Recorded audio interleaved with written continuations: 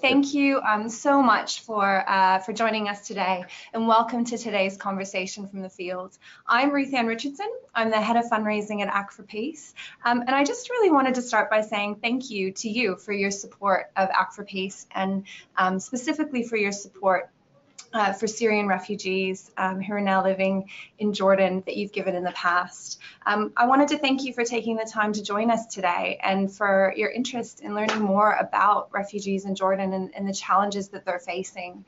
I really hope that you find today's conversation interesting and that you'll be inspired by hearing about the difference that your gifts are making to people's lives today. And today we're very fortunate. We're joined by Swais, who's the Executive Director of our partner on the ground in Jordan, DSPR for short. And so we'll be chatting to him and asking some questions about the work that you're supporting and some of his thoughts on that work and the people who are benefiting from your gifts today. We would really love to hear your questions. We have some that we're going to ask through, but we'd love to hear from you as well. So please, at any time during the presentation, just click on the question mark button. If you're on a desktop, you'll see an orange arrow on the right side of your screen. If you're on a mobile, there should be a question mark symbol. So please click those at any point. Send in your questions. The team here will be collecting those. And at the end of our conversation, we'll have a chance to chat those through with Ferris and to get his responses for you. So again, thank you for joining us today. I'll start maybe just by touching on a recent experience that I had. I was fortunate enough to be able to travel to Jordan this past November and meet Ferris and his team and some of the families that you're supporting, and it was a life-changing experience for me. It was one of the hardest trips that I've ever taken, but one of the most beautiful and encouraging and inspiring at the same time. I'll just tell you about one of the women that I met, and I've written to you about her in a recent letter, which you may have already received, but her name was Lilia, and we met her on the first full day that we were there in Jordan. She was one of the first women that I met, and her family, one of the first families I had the chance to speak with. And Lilia has been living in a tented community outside of Amman for a number of years now. She fled Syria with her 3 young children and her husband when the war came to their town, and it just became completely unsafe for them to be there anymore. I remember her telling me that there was shelling everywhere, that they didn't even know where the bombs were coming from, and fearful for their own lives and of course for the lives of their children. They made the only decision that they could, and that was to flee. So they left in a hurry. They would have literally taken not much more than the clothes on their back, and they made the long and difficult journey to the border. And even when they arrived at the border, it was quite difficult for them. They were there for a long time. She spoke to me about how cold it was and that wait just to be able to cross. There were days that she had no food for her family, and I think she had said it had been 4 days since their last meal before they were actually found by the Jordan military and able to cross into Jordan. And while life is better for them there, it's far from easy. As refugees, they're limited in their ability to work and to make any type of income. And so while they had lived in a small flat for some time, they just couldn't find any way to pay those bills. So they're living in a tent in a little community there with some other refugee families. And it certainly is a community, but it is not easy going. I remember the day that we arrived. It was cold, it was wet, it was early November, which in Jordan is the start of winter, and winter is much colder and harsher than I think I even realized. It was raining the day we were there, and I just remember the feeling of that rain. It was cold and wet and went right through the clothes you were wearing, and you could feel it right down to your core. It was a terrible feeling to not be able to get warm. But despite that, Lilia and her family were so warm and so welcoming, and they invited my colleague and I into their home, into their tent they call home. They gave us a hot cup of tea and sat with us and told us their story. And it's impossible to imagine what these families have been through, what Lilia has endured, what her children have seen, what her husband has carried. But yet they still have hope. They long for the day that they might be able to go home, but every day in the meantime they get up and they face the day with courage and with strength and with dignity in a way that I don't know that I could. They do whatever they can to provide for their family. She just longs for her boys to have an education, to be able to have a career one day, to have a better life than the one that she feels she's able to give them right now. I'm a mother myself, and I can just imagine the anguish that she must feel every day, you know, wondering how she'll feed them, how she'll care for them. But she stayed so strong through all of it. And while life isn't easy and they face a lot of challenges, she knows, because of your support and the support of other people like you and the opportunities that she's given through DSPR in Jordan, that there are people who care about her, and the strength that gives her and her family is it's really meaningful, and it's not something to take lightly. So thank you for what you do. She was so grateful and asked us many times, as did many of the families that we met, to make sure that we passed on our thanks to people back here at home who take the time to send messages to say that they care, who give generously what they can to help ensure that Lilia and her family have food, that there's access to medical care, that her children have the supplies that they need to get an education. And those are all things that that your support is making possible. And it was an incredibly humbling experience to be able to share with her and to understand, I guess, just how big of a difference that makes in to a real person in a real person's life. So I wanted to share that with you before we jump into things, Faris, and just say thank you to those of you who are on the phone who helped make that possible. But Faris, you are absolutely at the core of this every single day and meeting families. So I was just wondering if you could start by telling us, as Executive Director, what your role is. Good morning, everybody, and good afternoon in Australia time. Before I start introducing myself, I just want to thank all of you, thank the people of Australia for your support. It wouldn't happen here without your support. I really appreciate it, and God bless you. God bless you all.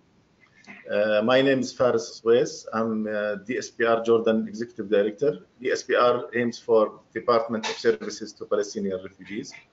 We were established in 1949 after the Palestinian Israeli occupation to Palestine.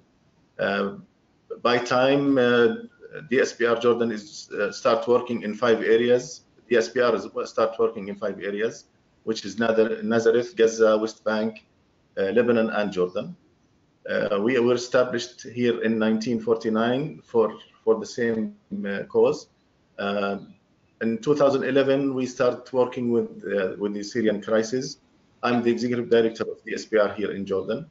I'm doing everything here, starting from daily follow-up of work for the central office here or the centers, preparing plans, preparing proposals, meeting with partners, official meetings, and so on. So mainly the director is doing, of course, with a team, with a great team here. I'm doing everything. Faris, you mentioned that you've been involved in the conflict since 2011. Can you tell us a little bit about the challenges that are still facing Syrian refugees 7 years on? Yeah. The crisis started in 2011. We became a member of ACT Alliance in November 2012. The conflict started, Syrian refugees started fleeing to Jordan, which was the only way that they can leave Syria. We received till today about 1.6 million Syrian refugees. It is the greatest number of Syrians in the Middle East now. 20% of them are living in the Zaatari camp, official camps, Mafraq, and other camps, and 80% resided at the host communities. Unfortunately, the 20% are receiving more services than the 80%. That's why we interfered with other INGOs and NGOs in supporting these refugees. And luckily, they were hosted by the Palestinian refugee camps in Jordan. There is 13 camps, official camps, Palestinian refugee camps, and 8 gatherings. All of these 21 camps and gatherings receive Syrian refugees, and they receive them in their homes. They receive them everywhere, even in the tents. Even sometimes the Syrian family were divided to numbers of houses so they can comprehend all the numbers that came to the refugee camps. And the challenges started, of course, at the beginning. It was humanitarian. The need for food and living conditions, the adaptation with the environment around. It was the biggest challenge for DSPR and other NGOs and INGOs. The health problem was there. 75% of the Syrian families who fled to the host communities are women-headed, because either their husbands were dead or killed or arrested, or have disabilities in the legs, in the hands, in the eyes, in the heads. So the mother had to take over the responsibility of managing her family daily life. Health problem was the main issues at the beginning, of course, with the food issue. And by time, the trauma caused several psychological problems like depression, anxiety, the difficulty of adaptation of the surroundings, especially with Jordanians. But not because of Jordanians. The history of Jordanian Syrians is well known. Even they are married from each other. It's easy to travel from Syria to Jordan and Jordan to Syria without a visa. So they knew each other, and that was making our work easier than other countries. Still, we have some problems, psychological problems with women and children. That's why we adapted so many programs I will talk about while we are talking in the conversation. This is mainly the challenges we face: food, health, and psychosocial issues of Syrian refugees, especially women and children. So even though obviously they're more established, or certainly more settled, if you can use that word, it's really many of the same challenges that are facing these families the day they arrived that are still facing them today. And so in terms of those most immediate needs being food, health, one of the things. Sorry, food remains the problem because WFP reduced its support to Syrian refugees, especially in Jordan.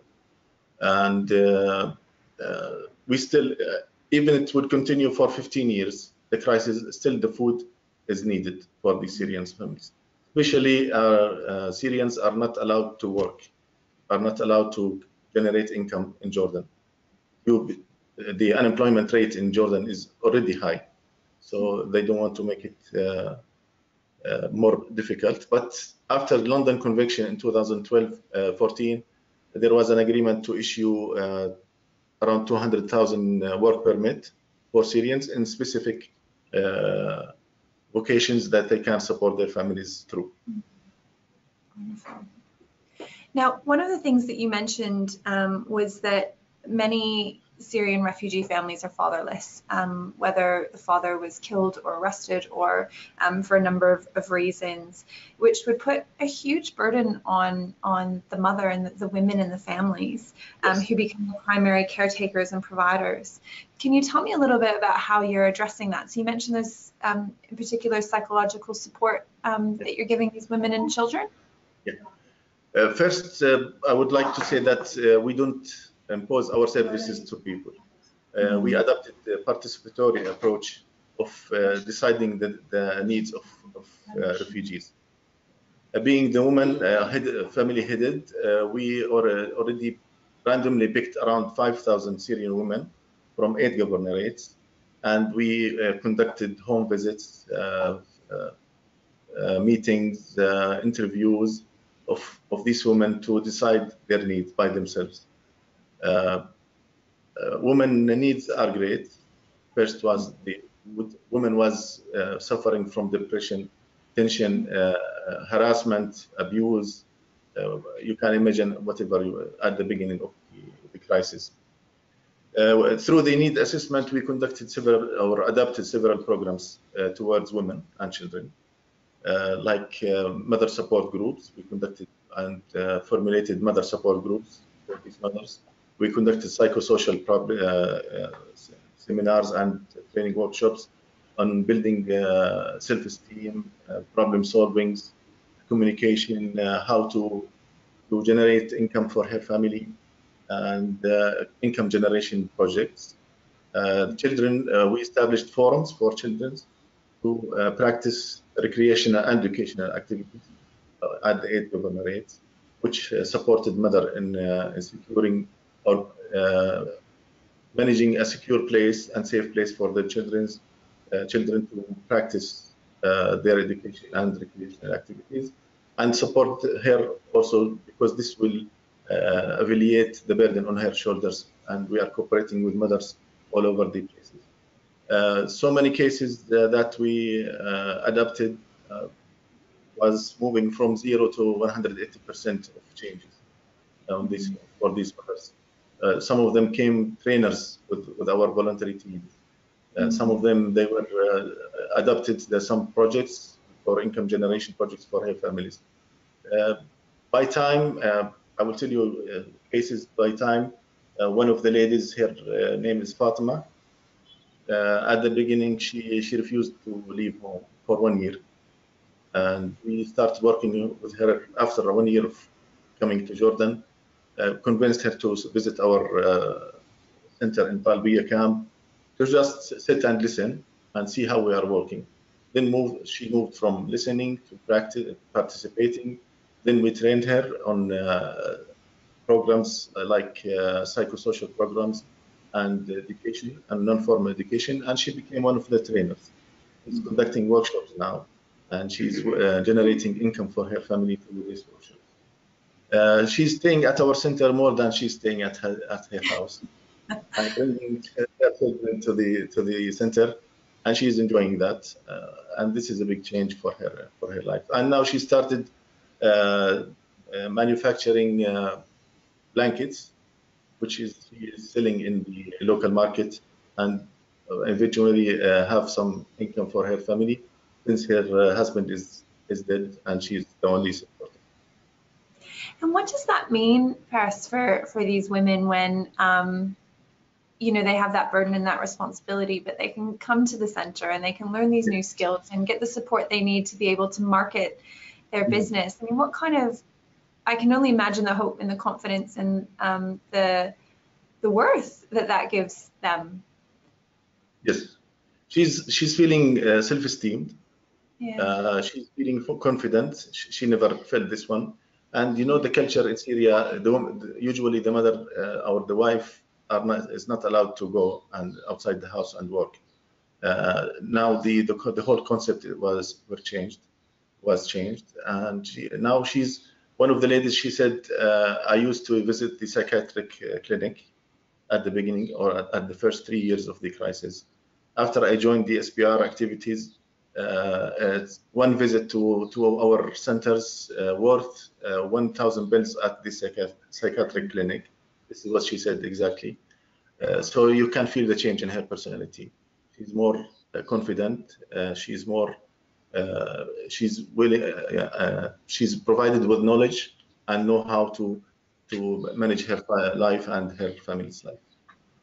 That's beautiful, and it must give other women hope as well to have someone as a trainer who's been through, you know, what they have, who understands what they've been through, who's taken in some ways a similar journey. I imagine every journey is different, but we usually closed at 12 or 1 at our centers, but now we cannot close before 4 o'clock because one lady brought another one and another one. So you can ask Kaz yesterday. We're around 100 women over the 170 that we distributed food.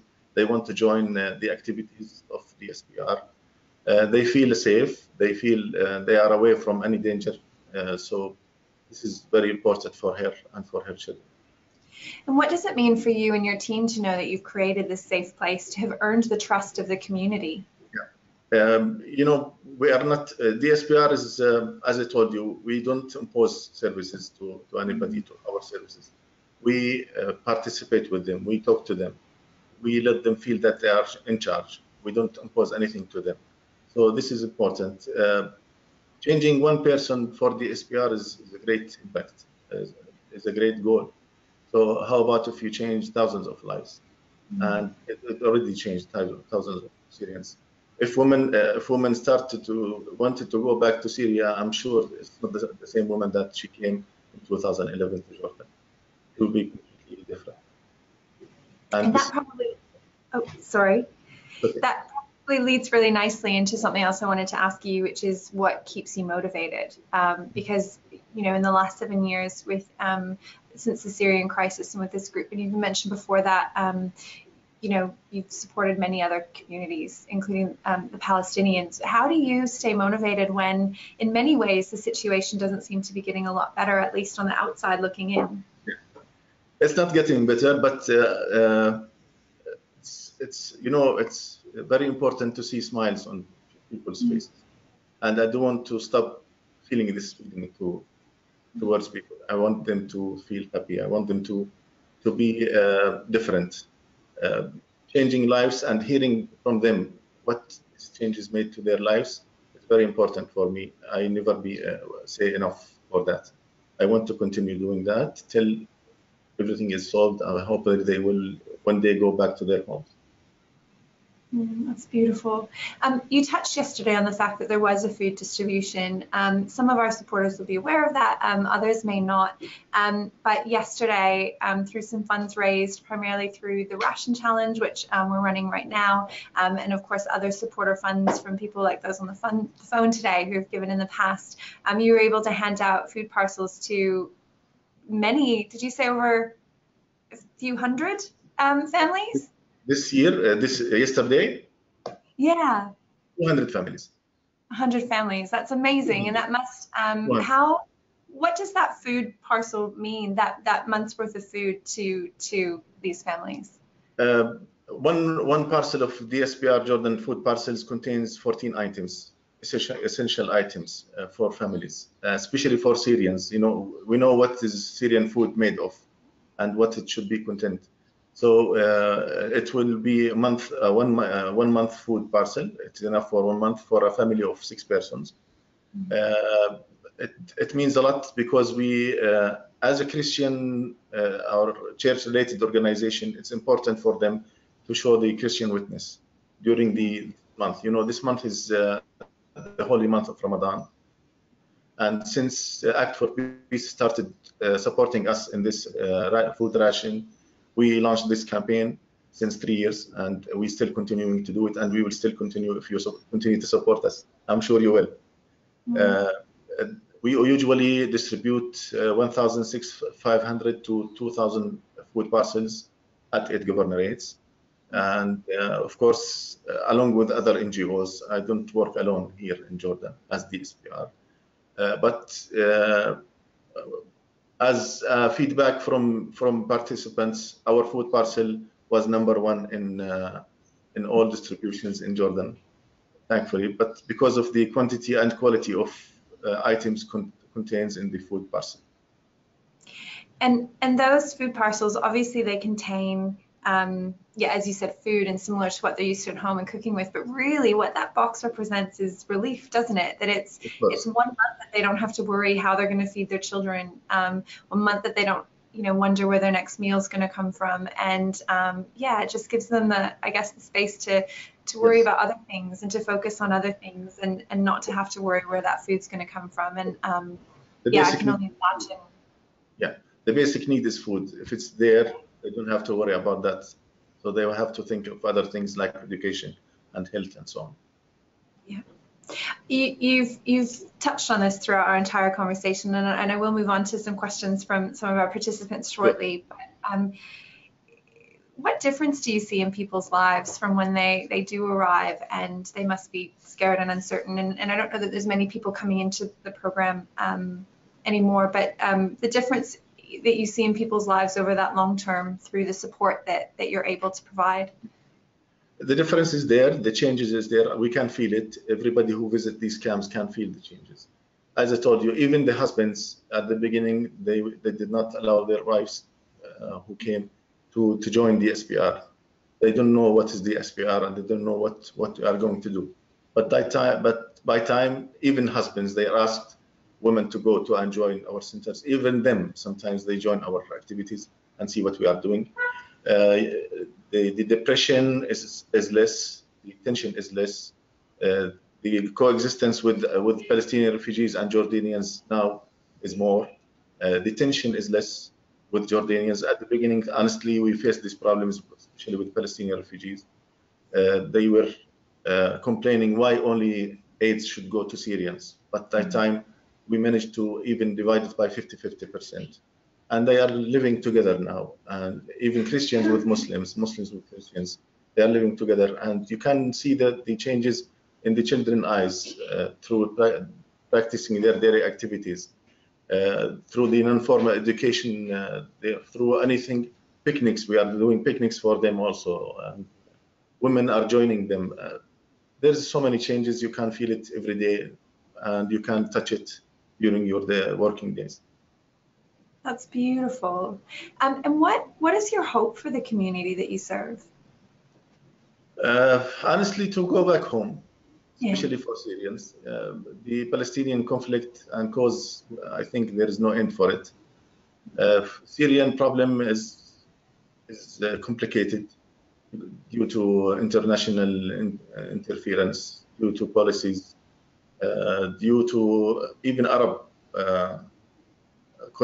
I don't want to say, forget about it. I don't want to say it, but even Arabs did not support us, and even they did not support Syria in their crisis. They were in the middle of involvement politically in this issue. They don't want Syria to be back as it is. Hopefully, one day they will manage to go back, and by that way, we managed to have our needs assessment for 1,000 Syrian ladies of what after the political situation. Are you planning to go back home? Most of 75% of the 1,000 ladies said, I will not go back till I feel safe, that Syria is safe. That takes around 4 or 5 years after this solution. So I think for the coming 5-6 years, they will be here in Jordan. And hopefully one day they will go back. This is what we want for them, and this is what they want. And when we do have those new outbreaks of violence, I mean, recently it was just a few months ago that there was the attacks that happened. Do you feel that it really takes away that hope for people, that I guess that return home is soon? Yeah. 2 years ago, there was something in the horizon that there is a solution, and people start moving. Even some people went back to their homes in Syria, but now things again complicated.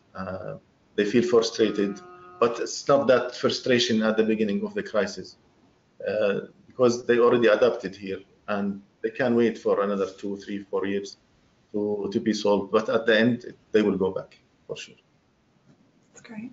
And first, we spoke today about the importance of food, and that's still a very real and primary need, but also the programs that you're offering to women, the workshops, and teaching them and supporting them in how to start their own business, and a lot of those different livelihood programs that you offer.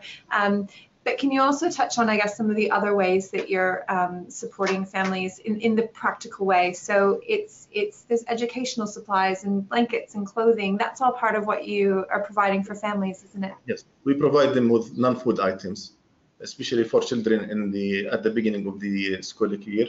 We provide them with stationery, bags and stationery. We provide them with blankets and sometimes stoves in the winter, according to the fund available.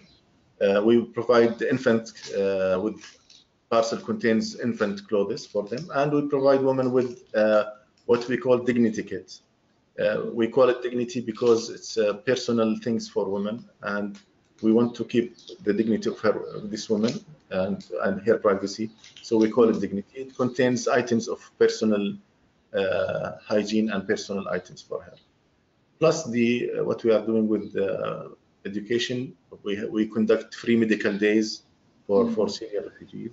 We provide them with medicine for free. We refer them to hospitals. We pay for them in the hospitals. We conduct non-formal education for girls who drop out from schools. Of course, psychosocial programs and mother support groups, children forums. We conduct even women forums. They join their forums doing activities and so on. And the livelihood program, which contains of start your business workshops, production kitchens, home gardens, and home economy. This is mainly, and of course, we build capacities of CBOs and CROs who are dealing with refugees in Jordan. You do so much amazing work, and it really is a privilege for us to be able to be a part of it. And thank you for, just sharing yourself with the community that you do, and also with us, and letting us be a little bit closer to the work that you're doing, and that we're fortunate enough to be able to support. I do just want to say we're starting to get to the end of the call, but we do have some time for questions from participants. If you joined, I know we had some people join after we get started, so in case you missed me saying it, if you would like to ask a question and you're on a desktop, you can just click the orange arrow on the top right of your screen. If you're on a mobile, there should be a question mark button that you can hit. And I'll just check in and see if there's any questions now. Yeah, great. Yeah. So we've touched a little bit on this, but we've got a question just around, I guess, that hope for people to return home, and is that really so? Is that what most people would be hoping for right now? That eventually that day would come. So again, the sound will rust at the end. Sorry, is the hope that eventually that day will come, that they can return home? They can return home, and some already started going home from host communities and from the recognized camps. 13,000 Syrian refugees for the past year went back home, especially in Daraa, where the problems are almost finished. And by time, we don't know what are going to happen politically, but for sure the main goal for all Syrians in Jordan is to go back. Maybe you can exclude people who already started established business in Jordan. It will take more time for them to go back home. Still, things in Syria is stable. And are there ways that you're able to help them prepare for that? I know obviously there's the psychological support that you're giving in terms of what they are, but I imagine what they will eventually go home to won't be a great situation necessarily. There'll be a lot of rebuilding to do when they get there of their own lives. We already prepared them for that, especially in the livelihood programs. We already prepared women to go back home. I think even one of the ladies, she said, all the things I have learned through DSPR, I will establish it and start implementing it in Syria. Maybe she said one day I will establish my own NGO and start training people in so many things. So the change is there. I'm sure they will not be the same persons when they came in 2011. Most of them. We already benefited over 80,000, 90,000 people around the 8 governorates that we are working in. And the changes is there for sure. Also, just looking at the questions here, one around education. So you touched on the fact that you're able to provide kids with the tools and the practical support that they need to go back to school. How important is education, or how important do I guess the parents view this education for their kids? First of all, just to mention that the Jordanian government hosts all Syrian children at the governmental schools. They provide them with the necessary education, but they lack the tools like stationery bags and some non-formal education that is not practiced in the schools. We do that. We provide them with this stationery kits, and we provide them with non-formal education, especially for the Jordanian curricula. That is they are not familiar with. We help them with that also. That's great. We established 2 kindergarten for Syrian refugees, in 2 camps. Yeah, and we received around 70 to 80 children every month in these 2 kindergartens. That's great. I imagine a lot of these kids have just seen horrors that, you know, I can't even imagine a child witnessing. Do you offer a lot of support to the kids as well as the families to help them cope with that? Of course, of course. We provide them with the activities needed. We provide them with materials needed, and to support the family, especially the mother, in this topic. We have another question. How do you manage to stay politically neutral? Obviously, a lot of what you're dealing with is has a political stance. Is it difficult to stay politically neutral in this climate? Yes. We, as I said, we are a church-related organization, not affiliated with profit or political. We don't interfere. At the beginning of the DSPR, they thought we are missionary because of the cross and these things. But by that time, when they saw what we are doing, we became one of them, and we get ourselves away from political issues. We don't interfere because we know that if we interfere, we have to take one side for the others, and we don't want to take that. Great. We just need to support the people in need. Yeah, that's beautiful, and that's what matters most, isn't it? Just making sure they get the support that they need. Yes. Let's leave politics to the politicians. Yes. Yeah, I'm happy to stay away from that. Thank you. Before we do let you go, and I wanted to thank you again for your time. This has been really really informative, and hopefully for our supporters as well. I wanted to ask you if we have a message actually that I'm going to share with you from one of our supporters. It says, "Thank you so much. You, Faris, you are a hero, and thank you for your love and commitment." Yeah, and to our team as well. And I just like to echo that, Faris. You really are. The work you do is extraordinary, you and your team. And having seen it firsthand, it touched my life in a way I'll never forget. And I'm so grateful for that experience and to have been welcomed in to experience some of that. And but the work that you do and the difference that it's making in people's lives is so real and so tangible. And they spoke to us so often about what that meant for them, and in so many ways, both physically but also emotionally, to have that support from people like you. So I'll echo that comment. It was really beautiful. Thank you, Sean. And yeah, just echo that and say thank you to you for what you do and for taking the time out of that work to speak with us today. I want to thank you all also, because we wouldn't have to do this without your support, really, honestly. I just need to convey a message to Australian people. Also, don't listen to things that from one side. The real side comes from people like us on the ground.